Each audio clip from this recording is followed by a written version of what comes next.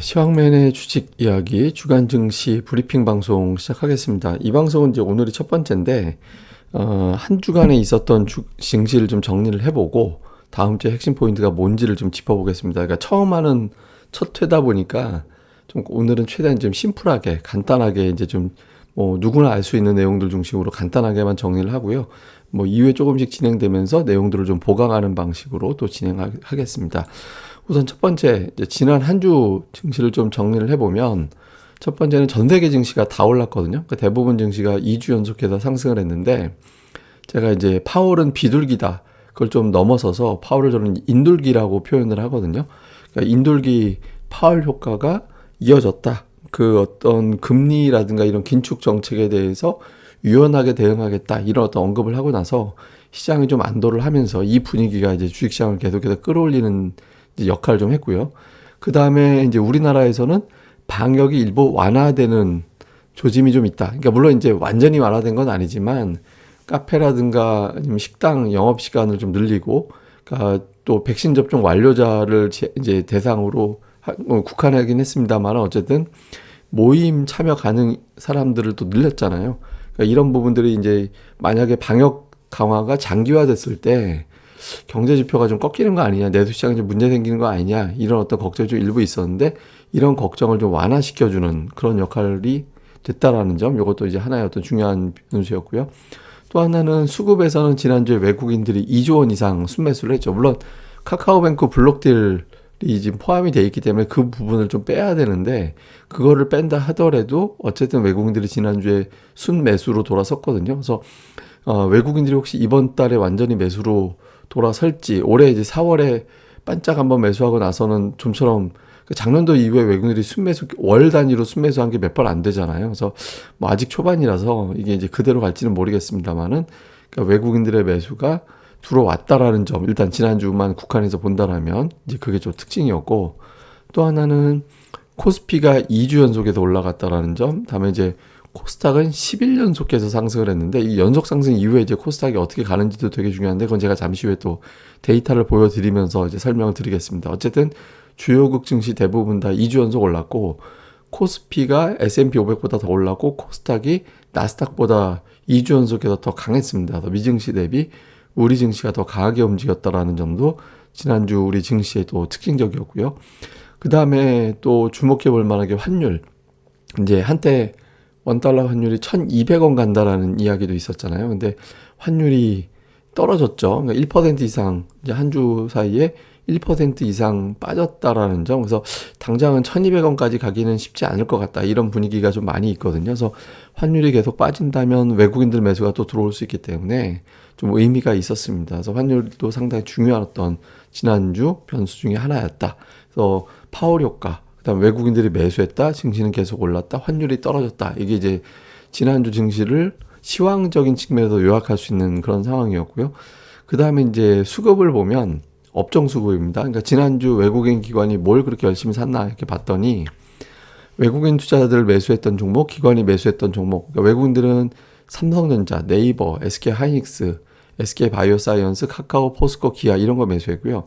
기관은 ETF 이런 거 빼면 SK텔레콤, 크래프톤, SK이노베이션, 대한항공, GS건설, 녹십자 이런 거 매수했는데, 그러니까 외국인들 매수한 상위의 특징이 대형 IT 플러스 인터넷주, 그러니까 네이버와 카카오가 다 들어가 있거든요. 그래서 IT, 근데 이게 사실 시가총액 1, 2, 3, 4위 막 여기에 붙어 있는 종목이다 보니까, 어떻게 보면 시가총액 최상위를 매수했다라고 볼 수 있고, 또 다르게 보면 IT와 인터넷주 매수가 좀 유난했네, 이렇게 볼 수도 있거든요. 그러니까 SK바이오사이언스하고 크래프톤은, 이거는 이제 아마도 뉴딜 펀드에 포함이 되면서, 뉴딜 지수에 포함이 되면서 조금 약간 선침해가 들어온 걸로도 볼 수 있거든요. 이 두 종목을 조금 제외해서 놓고 봤을 때는 어쨌든 시가총액 최상위 종목을 외국인들이 샀는데, IT와 인터넷주를 좀 매수한 게 특징이었다. 요게 고정으로 계속 가서 IT와 인터넷주가 주도주가 되는 건지, 아니면 이제 일시적인 현상인지는 이제 돌아오는 주에 또 흐름을 좀 봐야겠죠. 그 다음에 이제 업종별, 지난주 시장의 업종별 특징을 보면 건설업종하고 철강업종이 제일 강했습니다. 이제 코스피 대비 이제 제일 강했고, 그다음에 이제 서비스 업종도 좀 올랐고 전기전자 업종도 코스피 지수보다는 좀 강했는데 건설하고 철강 업종이 좀 유난하게 강했잖아요. 건설 업종은 이제 정책, 아파트 공급 확대 정책 이런 것들 때문에 좀 이제 됐고, 그다음에 철강은 두 가지가 다 되죠. 건설 업종에 그 자재가 들어간다는 측면도 있고, 최근에 뭐 알루미늄 가격이 뭐 최고치를 기록한다든가 뭐 이런 어떤 이슈가 있어서 뭐 슈스틸 이런 종목군들이 굉장히 강하게 올라가는 그런 형태를 보였잖아요. 그래서 코스피에서는 철강과 건설 업종이 두드러지게 강했다. 이게 특징이었고요. 다음에 코스닥 쪽을 보면 운수 장비 부품 업종이 제일 많이 올라갔는데, 저거는 사실 그 HLB가 이 업종에 들어가기 때문에 요거는 조금 이제 운수 장비 부품, 뭐 자동차 부품이 강했나 이렇게 이제 오해하기는 조금, 물론 이제 그 안에서 그 종목들도 강하긴 했습니다만은 약간 이제 업종 지수를 좀 왜곡시킨 그런 측면이 있고요. 그 외에는 디지털 콘텐츠라든가 뭐 게임주 이런 것들 포함되어 있는 거죠. 그다음에 제약, 그다음에 IT 소프트웨어 이런 쪽이 좀 강했고, 코스닥 지수 대비 반도체주는 상대적으로 좀 약했습니다. 그래서 보면 그 위메이드 게임주 중에서 이제 위메이드 뭐 이런 종목군들이 굉장히 강하게 올라가는 그런 모습이 좀 특징적이었거든요. 그래서 코스닥은 코스닥대로 또 역시 말씀드린 종목 장세가 상당히 강하게 나타났다. 그래서 코스피에서는 철강과 건설, 코스닥 쪽에서는 뭐 게임주를 비롯해서 HLB라든가 제약주 일부라든가 이런 종목군들이 좀 강하게 올라갔다. 그러니까 이렇게 요 양시장의 업종별 특징은 이렇게 이제 정리해 볼 수 있을 것 같습니다. 그럼 이제 중요한 건 그 이번 주가 될 텐데, 이번 주 증시에서 과연 이제 돌아오는 주에는 증시를 뭘 볼 거냐, 어떤 게 중요할 거냐. 그러니까 첫 번째는 환율.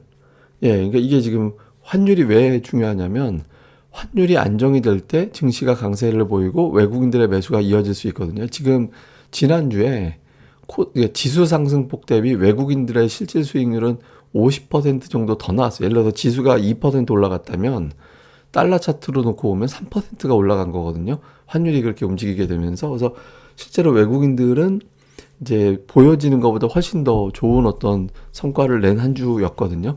그러니까 환율이 올라가면 올라갈수록 환차익이 생기겠죠. 이게 환차익을 좀 이해하기 어려운 분들이 계실 텐데, 이건 제가 나중에 환율과 증시편에 한번 소개를 해드릴 겁니다만, 이렇게 생각하시면 돼요. 1달러의 환율이 1,000원이에요. 그리고 이제 한 주식이 한 주당 10,000원짜리 주식이 있다라고 치면, 10,000원짜리 한 주를 사기 위해서는 환율이 1,000원일 때는 10달러가 있으면 되잖아요. 네, 10달러가 있으면 이제 10,000원짜리 한 주를 살 수 있죠. 근데 만약에 환율이 떨어져서 500원으로 바뀌면, 500원으로 바뀌고 주가는 그대로 이제 10,000원이 고정이다라고 해버리면, 그 주식을 팔 때 얼마가 생기냐면 20달러가 생기잖아요.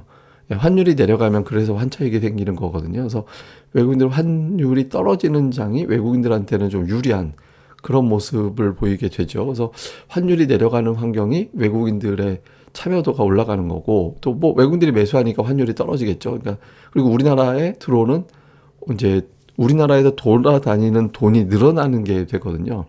그러니까 환율이라는 거는. 그래서 이런 부분들을 좀 감안을 해볼 때 환율이 내려가는 게 완만하게 빠져주는 게 증시에는 유리하거든요.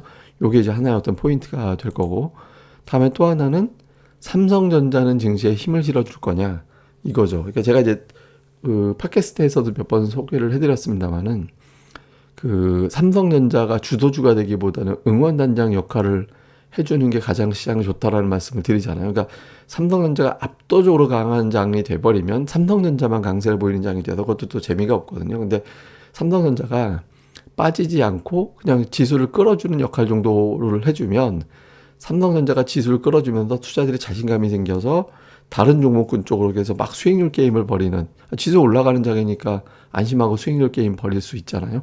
그러니까 종목 장세가 이어질 수 있는 조건이 되거든요. 그러니까 삼성전자가 안 밀리고 움직이다 보니까 지난주에 뭐 건설주가 막 올라가고, 막 다른 종목들이 힘을 실고 철강주들이 움직이고, 코스닥 쪽에서도 뭐 다른 어떤 여러 종목군들이 움직이는 그런 환경이 만들어지게 되잖아요. 그러니까 그런데 좀 힘을 실어주는 흐름이 좀 나와줘야겠죠. 그러니까 최근에 상대적으로 보면, 예를 들어서 뭐 지난주에 좀 빠졌던 종목이 2차 전지라든가 그 운수창고 업종이 빠졌잖아요. 2차 전지주는 이제 LG화학이 그 리콜 문제가 좀 발생이 돼서 좀 외국인들의 매도가 나오면서 주중반까지는 계속 빠졌었고, 운수창고는 뭐 HMM이라든가 이제 페노션 이런 종목들이 빠졌잖아요. 요거 이제 종목 상식 측면에서 제가 잠깐 설명을 드리면, 해운주가 지난주에 파업 철회 소식도 있고 했음에도 불구하고 좀 밀렸던 거는, 해운주가 BDI 지수도 나쁘지 않은데 왜 빠지지? 이렇게 생각할 수도 있잖아요. 근데 이제 코로나 상황이 진정이 되면 물동량이 증가돼서 해운주가 강세를 보일 수도 있는 환경이 될 수도 있죠. 근데 이제 일부에서 어떤 시각이 지난주 같은 경우는 좀 작동한 게 있었냐면, 운임료가 급등을 한 이면에는 또 어떤 게 있었냐. 하역 작업에서 하역을 해야 되는데, 그 하역하는 어떤 항구에 그 사람들이 코로나에 걸려서 사람들이 이제 일자리가 많이 줄어든 거예요. 예, 일할 수 있는 인부가 줄어든다든가, 아니면은 또 방역이 강화가 돼가지고 내리는 속도가 천천히 될 수밖에 없는, 모든 걸 방역하고 나서 내리고 하다 보니까 이 속도가 더뎌지게 되니까 이게 아무래도 좀 귀하게 된 거예요. 그래서 이제 운임료가 급등을 하는 그런 형태가 만들어졌거든요. 그러니까 속도가 느려지게 되면 그만큼 비싸게 줄 수밖에 없는 상황이 되니까, 왜냐하면 다 이제 시간 내에 옮길 수 있는 이제 물동량이 한계가 되면 가격이 비싸질 수밖에 없죠. 운임료를 많이 줄 수밖에 없는 상황이 생기게 되는 거잖아요. 그렇게 됐는데, 이게 만약에 코로나가 이제 백신 접종되고 완화가 되면 물동량 증가되는 것보다 그런 어떤 하역 작업이 정상화되는 속도가 더 빨라지게 되면 운임료가 그만큼 올라갈 수 있을까? 이런 의구심을 갖게 된 거거든요. 그러니까 이것들이 지금 충돌을 하는 거예요. 그래서 BDI도 좋고 뭐 그런 상황이 나왔음에도 불구하고 이제 그뭐 해운 업종들이 그렇게 재미는 없었거든요. 물론 이제 이후에 이제 또 실적이라든가 이런 거 감안해서 또 주가가 올라갈 수도 있겠죠. 근데 어쨌든 시장이 자꾸 이런저런 뭐 2차 전지도 빠지고 뭐 해운주도 눌리고 이런 장이 돼버릴 때 삼성전자가 마저 밀려버리면 다른 종목이 다 빠지는 그런 형태가 될 수 있거든요. 그러니까 삼성전자가 버텨주면 재 빠지면 뭐 저희가 수익 내지 뭐 이런 흐름이 만들어질 수 있기 때문에 상당히 중요한, 시황에도 굉장히 중요한 역할을 하게 됩니다. 그래서 삼성전자 흐름 좀 잘 봐야 되고요. 다음에 이제 또 하나는 코스닥인데, 그 코스닥이 연속적으로 올라갔잖아요. 저게 후유증이 과연 없을까? 쉬었다가 다시 갈 거냐, 아니면 큰 폭의 조정을 보일 거냐, 이건 제가 잠시 후에 이제 사례를 좀 보면서 설명을 드릴 겁니다. 이것도 이제 하나의 중요한 어떤 이제 포인트가 될 수 있습니다. 요 세 가지 요소, 물론 이제 뭐 따져놓고 일정도 있고 되게 뭐 예를 들어서 일정 같은 경우는 뭐 동시만기일도 있잖아요. 그리고 미국의 이제 고용 쇼크 나온 거에 대해서는 과연 어떻게 생각할 거냐. 그러니까 고용 쇼크도 일시적이냐 아니면 확대해서 볼 거냐. 예를 들어서 일시적이라는 주장은 이제 뭐가 있냐면, 이제 델타 변이 때문에 사람들이 잘 안 나온 건데, 지금 백신도 막 계속 화이자 백신 승인돼서 더 많이 맞을 거고, 그 다음에 이제 또 이제 아무래도 임금, 그러니까 시간당 임금이 올라갔거든요. 그래서 이런 걸 봤을 때는 아마 다시 일자리가 늘어날 것 같다. 그러니까 이런 어떤 의견들이 있고요. 다음에 또 하나는 휴가철이었기 때문에 구직자나 구인자들이 모두 휴가를 가서 일시적으로 좀 나빠진 거다. 더 이제 요거는 일시적이다. 이런 어떤 주장도 있고요. 그런 일시적이라면 경기 우려까지는 갖지 않게 되잖아요. 근데 이걸 뭐 경기로까지 해석하게 되면 요 재료가 또 발목을 잡는, 뭐 테이퍼링 늦춰지고 금리 늦춰지고 요거보다 또 경기 둔화 쪽으로 해석할 수도 있거든요. 근데 어쨌든 이건 주초에 이제 어떻게 해석하는지는 뭐 주초 증시 열렸을 때 좀 봐야겠죠. 그래서 이런 것들도 하나의 어떤 소소한 어떤 포인트, 이렇게 보면 될 것 같습니다. 근데 아무래도 좀 관심 있는 거는 코스닥이 굉장히 어떤 강한 종목 장세를 보이고 있잖아요. 근데 그래서 과연 이런 어떤 흐름을 이어갈 거냐. 코스닥도 연속적으로 올라갔으니까 과거사를 한번 보겠습니다. 이게 이제 요때도 딱 차트를 봐도 연속적으로 올랐네 싶잖아요. 그 3월에 8일 연속해서 올라갔었거든요. 이제 그러고 나서 횡보 좀 나왔죠. 횡보 좀 나오고 나서 저 횡보가 거의 2주 나가다가 하루 양봉 나오고 이틀 또 올라가고 또 횡보 나오다 또 쭉 올라가고, 그러니까 이런 형태를 보인 적이 있었거든요.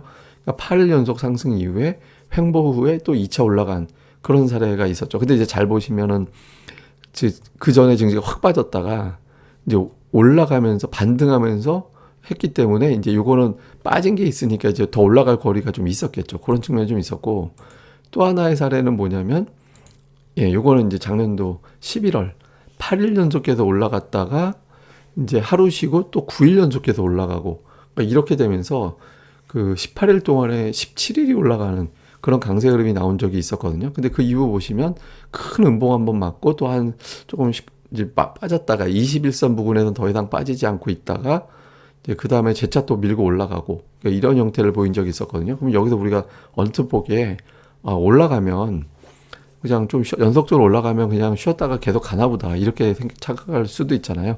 그러니까 안 그랬던 사례도 있어요. 요 사례인데, 요거는 이제 작년도 7월 11일 연속해서 그때 올라갔다가 딱 봐도 엄청나게 차트가 깨졌잖아요. 엄청나게 차트가 깨지면서 이제 8월 시장이 이제 막 폭락을 하는, 그렇게 되면서 11번 올라갔던 거를 갖다가 불과 며칠 만에 그 이하로 더 빠져버리는 그런 무서운 흐름이 나왔잖아요. 물론 이제 그 이후에 다시 또 재차 밀고 올라가긴 했지만 어쨌든 그랬죠. 근데 이제 그 전 차트 왼쪽 구간을 보시면 이미 저점들이 무지하게 올라갔던 상황이었잖아요. 그러니까 차익 실현 매물이 나올 만한 상황이기도 했죠. 예, 근데 이제 다 그때그때마다 달라요. 예, 그때그때마다 다른데 지금 이제 ADR 수준이 그렇게 높진 않아서 좀 매물 소화가 그렇게 거칠게 나오지는 않을 것 같긴 합니다. 근데 이제 이거는 역시 외국인 기관 수급에 달려 있으니까 요거는 이제 좀 상황을 좀 보면서 판단을 해보자. 근데 어쨌든 종목 장세 정도는 제가 이제 자꾸 최근 들어서 팟캐스트에서는 종목 장세를 설명드리고 있잖아요. 그래서 그런 장이 좀 이어질 수 있는 여건은 좀 되지 않나. 그러니까 이제 이런 어떤 흐름이 이번 이제 돌아오는 주에 좀 이어지지 않을까. 이렇게 이제 봐야 될 것 같습니다. 그래서 전체적으로 보면 시장은 이렇게 아주 편안하다, 아주 그냥 수월하게 좋은 장이야, 뭐 이렇게 얘기할 정도는 아닌 것 같고, 외국인들이 완전히 매수를 하고 있는 건지 아니면 이제 코스닥이 이번 주에도 강세를 보일지 돌아오는 주에도 강세를 보일지는 아직은 이제 우리가 알 수가 없잖아요. 그러니까 그건 이제 수급을 보면서 판단을 하되, 적어도 아직까지 종목별 어떤 강세, 뭐 지난주에 뭐 예를 들어 철강이라든가 건설주가 강하고 코스닥에서 뭐 게임주가 강하게 갔다든가 뭐 이런 어떤 형태를 보였던, 물론 업종이 전체로 다 가진 않았어요. 종목들, 반도체도 반도체 업종 지수는 코스닥 지수보다 조금 올랐지만 그 안에서도 더 강하게 올라간 종목들이 있었거든요. 근데 어쨌든 지금 종목 장세가 되게 활발하게 벌어지고 있는 상황인데, 그런 어떤 상황은 조금 더 이어지지 않을까, 이렇게 추정이 되는 것 같습니다. 그래서 이런 부분들에 맞춰서 종목들의 수급, 실적 이런 걸 잘 따져서 접근하시면 도움이 될 것 같습니다. 그래서 이런 내용들 좀 잘 살펴보시고요. 그래서 오늘은 최대한 제가 자질구레한 이야기 다 하는 것보다 좀 심플한 거 중심으로 정리를 했고요. 그리고 다음 주에는 요거보다 조금 더 하나씩 추가해서 내용을 조금 더 한 주 지나갈 때마다 더 주간 증시 전망대 같은 경우는 좀 깊이 있게 다뤄보도록 하겠습니다. 그리고 그 이후에 이제 또 스터디도 좀 해야 되고 토크 방송도 해야 되는데, 아시다시피 토크는 코로나 때문에 좀 어렵고, 스터디는 이제 토크에 앞선 예습 방송식으로 해가지고 이제 좀 제가 좀 준비하고 있는 게 있거든요. 그래서 제가 거의 다 원고도 다 마무리가 돼서 뭐 곧 아마 또 바로 올려질 것 같아서 다음 방송도 또 기대를 해주시면 좋을 것 같습니다. 그리고 이제 오늘은 제가 또 마무리 엔딩송 대신에 추억의 브랜드로 오늘은 워크맨하고 하나 들고 나왔는데, 옛날에 저기 왼쪽이 아이오와 워크맨, 저도 저 가지고 저 한 대여섯 개 샀던 것 같아요. 사면 누가 훔쳐가고 사놓으면 또 누가 훔쳐가고 그래가지고 아이오와 뭐 소니, 도시바과 해가지고 이렇게 워크맨 한 대여섯 번 정도 이제 샀던 것 같은데, 이게 있었고 우리나라에서는 그때 이제 마이바이가 나왔었잖아요. 근데 저게 참 제가 이걸 보여드리는 게 뭐냐면, 저 때만 해도 일본이 어마어마한 기술력을 갖고 있었다라고 해서 막 봤었는데, 우리나라 마이마이하고 지금 워크맨 딱 비교해 보면 그렇잖아요. 근데 저게 이제 어느 순간 뒤집어져 가지고 뭐 전자제품에 관련해 가지고는 우리나라가 압도적인 상황이 돼 버렸죠. 저 추억의 오토리버스가 됐다, 막 저 라디오 버튼을 눌러 놓으면 그 라디오 채널이 나온다, 이거 굉장히 쇼킹했던 거였는데, 지금은 이제 우리나라가 이렇게 좋아졌다, 뭐 나름대로는 뭐 또 좋은 나라 산다, 요거 차원에서 한번 또 추억의 브랜드로 오늘은 좀 아이오아로 또 워크맨으로 한번 가지고 나와봤습니다. 예, 그럼 또 오늘 이 방송 잘 이 방송을 마무리하는 게 아니죠. 하루 잘들 보내시고요. 저는 또 다음에 뵙겠습니다. 그리고 꼭 부탁드리는 건 구독하기, 좋아요 꼭 부탁드리겠습니다. 예, 그럼 감사합니다. 다음에 뵙겠습니다.